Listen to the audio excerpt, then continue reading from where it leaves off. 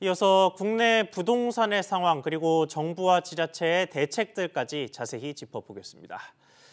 집값이 떨어지면 주택을 보유한 사람도 물론 속이 타지만 보증금과 집값이 점점 가까워지는 상황을 보는 전세 세입자도 불안할 수밖에 없습니다.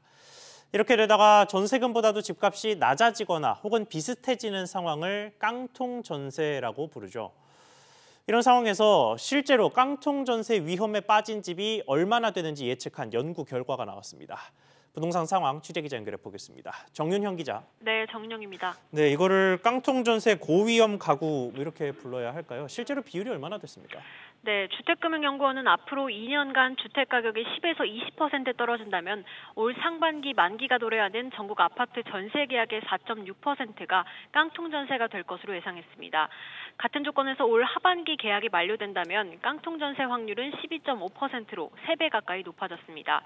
즉 만기까지의 기간이 많이 남아있을수록 주택가격 하락에 노출되는 시간이 길어지기 때문에 깡통 전세 가능성이 커진다는 분석입니다. 통상 깡통 전세는 전세 보증금과 집값이 비슷해지는 것을 말하는데요. 다만 이번 연구에서는 층별 가격 차이 등을 감안해 보증금이 추정 매매가보다 10% 이상 큰 경우를 깡통 전세로 정의했습니다. 네, 지역별로 부동산 상황이 다르니까 깡통 전세 위험도 달랐을 것 같은데 어디가 가장 위험했습니까?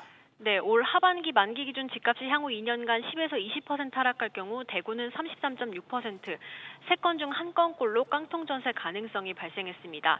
경상북도와 울산도 30%를 넘었고 서울은 2.9%에 불과했습니다.